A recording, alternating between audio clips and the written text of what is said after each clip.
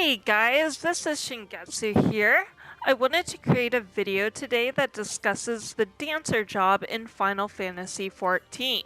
I decided to do this because it seems there's a lot of confusion out there right now on how exactly do you play dancer. What kind of job is it supposed to be, and what are the priorities of it? I'm hoping this video can do a deep dive into the job itself for people who are interested in playing it for the Shadowbringers expansion. By the end of the video, I would like to discuss changes and improvements to the job itself, as I feel in its current state the job is broken. Just a quick disclaimer, I have yet to take Dancer into extreme content, but as I will discuss later, there is a very good reason for that. So let's jump right in. First thing you need to know about Dancer is it's a very versatile job with both ranged and melee capabilities, so plan on working the floor a lot during battles. The Dancer's toolkit focuses much on trying to keep buffs up on you and your dance partner while simultaneously dishing out your own damage. Everything being discussed in today's video is going to be how to play Dancer at level 80 with everything unlocked. I'm not going to read what each ability does, but I highly suggest reading them yourself, including your role abilities. So let's take a look at them. Your actions are going to include Cascade, Fountain, Windmill, Blade Shower, Reverse Cascade, Standard Step, Fan Dance, Rising Windmill, Fountain Fall, Innovant, Fan Dance 2, Blood Shower, Curing Waltz, Shield Samba, Closed Position, Technical Step, Fan Dance 3, Devilment, Flourish, Saber Dance, Improvisation, Standard Finish, and Technical Finish. I'm not really going to go into these because they are useless abilities. This is what your main rotation turns into when you initiate your steps, as you'll see here in just a few seconds. So let's talk about rotation. Dancer is very much a proc-based job.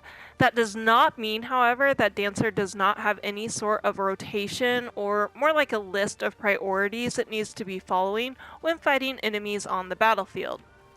Like all jobs in 14, Dancer has a single target rotation and an AoE rotation.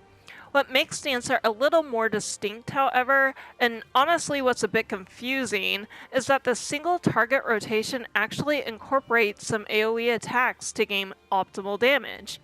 I'm going to show you on the screen now what my normal rotation is, and then we'll discuss what it is afterwards. So here we go.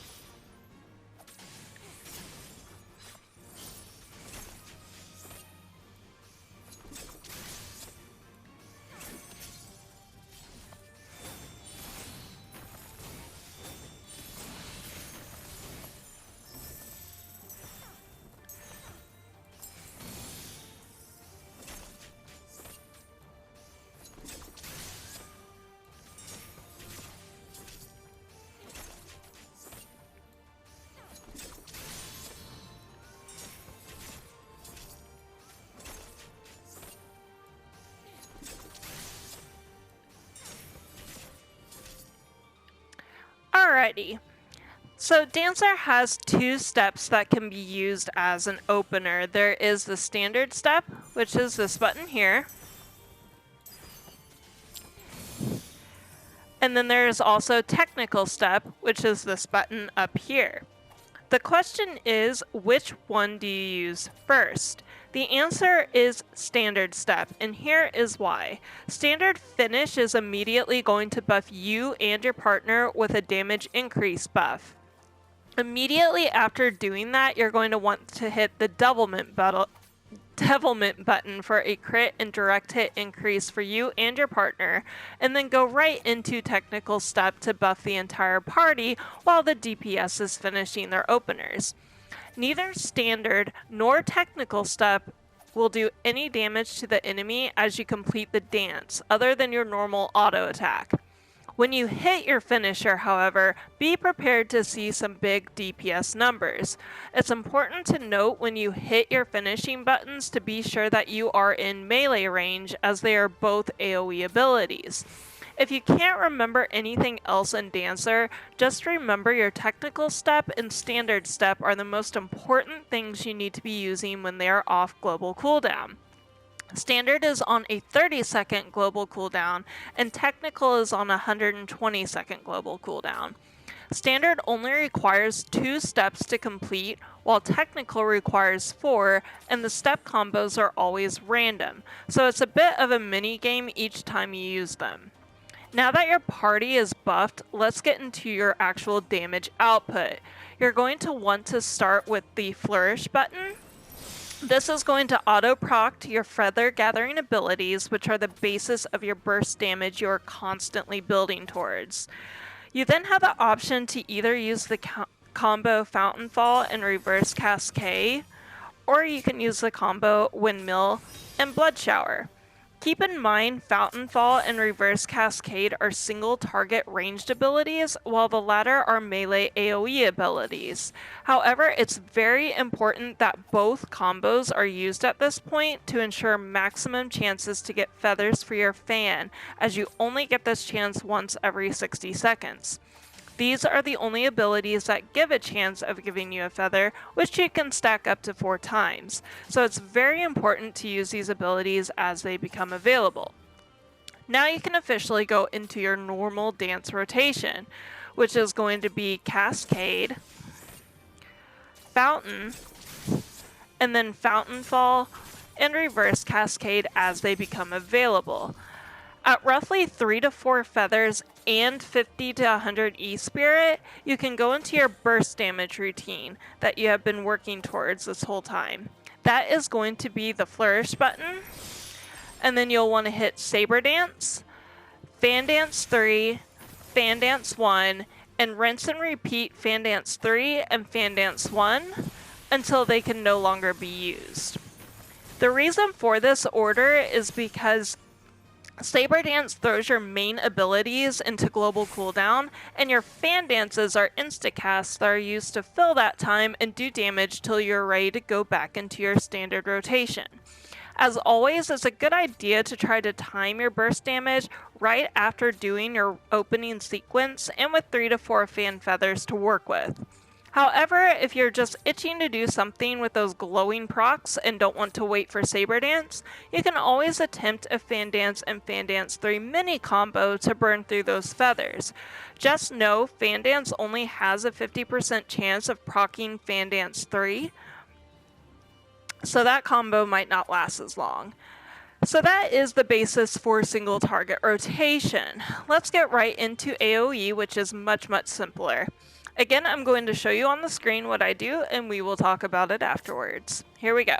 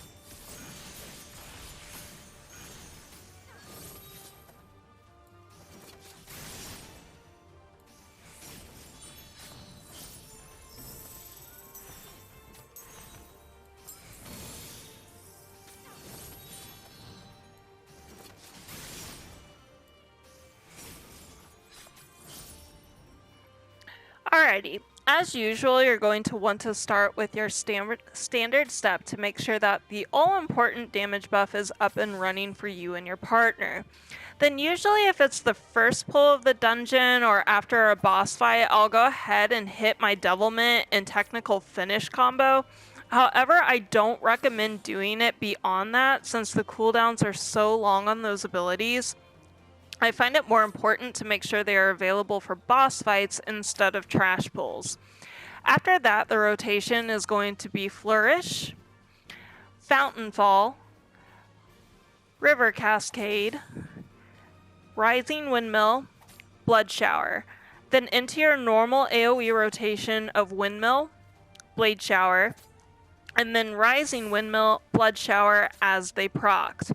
Your burst damage as it becomes available is then Saber Dance, Fan Dance 3, and Fan Dance 2 since that is the AoE Fan Dance. Repeat Fan Dance 3 and 2 until you can no longer use them. Finally, a cool move Dancer has is called Innovant, which allows you to move across the field quickly. I personally have had a lot of fun with this in the Eden raids, and this is kind of what it looks like. So when you hit level 80, you're going to have 3 stacks of Innovant, and after you've used those 3 chances, it will go on global cooldown for around 30 seconds. This is great ability to use if you are in a tight spot and can't get out of an AoE attack on the ground and normal running just isn't going to cut it. Other than that, like I said, it's a lot of fun to use. So there you have it. That is the basics of running on Dancer. Now it's time to discuss the support abilities of the job and when and what situations those abilities should be used. The main support ability of the Dancer is called Close Position. This ability allows you to select a dance partner within your party. Who you choose is going to gain your standard finish damage increase buff each time you use that ability. Your main job as Dancer is to make sure this buff is up 100% of the time. Because of this, it's important to make sure your dance partner is a DPS. Not only that, there is a priority list you should be following on who you select. If another dancer is in the party, dance with each other. The buff is going to stack, and since Dancer is on the bottom of the totem pole with damage output, at least as of patch 5.0, we need all the help we can get. Otherwise, the next priority is going to be what I would call the selfish DPS classes. This is going to include your monks, black mages, and samurais, as they rely on direct and critical hits to do max damage. Devilment is the perfect ability to help them out. I've seen other dancers want to make a healer or a tank their partner, and that's a big no-no since it's not going to buff them very much at all. The next support ability is called Shield Samba. This is going to give a 10% damage reduction shield for the entire party, regardless of where they are on the field. Essentially, the healer's Protect got replaced by this, and it only lasts a whopping 15 seconds with a massive 180 second cooldown. Pretty much this ability is only going to be used once per fight, twice if you're lucky. Ideally, it's best used when stacking mechanics are happening or other raid-wide damage is going out. Next is Curing Waltz. This is going to heal you and your dance partner and anyone in close range of where either of you are standing. It has a 60-second cooldown and is, in my humble opinion, a completely useless ability. The potency is only 200, which in in-game content does absolutely nothing. Use it after a raid-wide hit if you feel like being nice to the healers who are probably snickering behind your back over your lousy heal.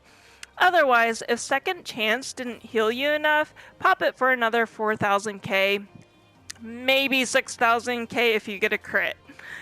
Finally, to round out your supporting cast, you have Improvisation, which, although beautiful to look at as you can tell, it is also a completely useless ability.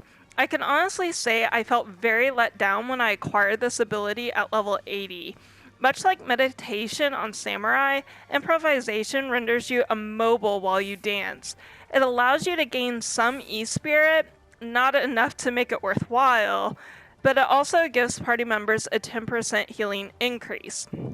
The only time you'll use this ability is when you're in a boss or raid battle and the boss can't be hit and massive raid-wide damage will be going out. That's it. Period. So far, I've only been in 2 fights where I've been able to use this, otherwise it just sits and stares at me with sad puppy dog eyes. Anywho, now that we have gone through everything in the Dancer's Toolkit, let's discuss real quickly the stats you need to be focusing on for Dancer. The first one that you're going to want to socket on for your materia would be direct hit. Next is going to be critical hit, and then third, your choice on if you want to do determination or skill speed. I want to finish out this video by discussing why I feel Dancer is broken and if it really truly is a support DPS or not. Obviously it has support abilities, and the devs made it clear when Dancer came out that they wanted it to be a support class since a new healer job was not released for Shadowbringers. However, it seems like they have had many issues figuring out how to balance Dancer between its support and DPS capabilities. I say this because the parse logs I have been seeing online and what I've seen from my own runs in dungeons and raids is Dancer comes at last place for DPS out of all the jobs currently. And although Dancer has support abilities, the potency of them is rather lackluster and in most cases useless, making this job very subpar for anything outside of normal content. Take Curing Bolts, for example. The 200 potency is crap during raids. It's not even worth using to help the healers since their curing potency saw a massive increase this expansion to deal with the lack of protect. Shield Samba is great, however the long cooldown leaves us only able to use it once, maybe twice per fight.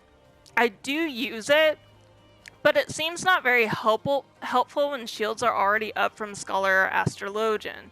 So sadly, I must say as of right now, other than Dancer being extremely fun to play, I do not find it to be a job people running extreme raids are going to be wanting in a final party setup. Mainly because it doesn't have enough healing potency to make any real difference big raid-wide damage does to the party. And even though it gives a nice damage increase to its partner and the party every so often, the Dancer job itself doesn't seem like it does enough DPS. It's to the extent it might even be a DPS loss in a party trying to beat those harsh damage checks. I think going forward, the devs need to make some decisions on which way they want Dancer to go. Either increase the DPS up to the level where Bard and Red Mage are now, or increase the potency of the cures and shields so it feels like Dancer is truly contributing to the party. It'd be great to see improvisation maybe give a healing over time ability to the raid to make it more useful. I would also love to see them get rid of a lot of the RNG Dancers reliant upon at the moment. I don't mind a 50% chance of getting feathers when using Fountain Fall, Reverse Cascade, etc. However, you're also relying on RNG to proc those abilities. So devs, please clean that up a bit. It would be great.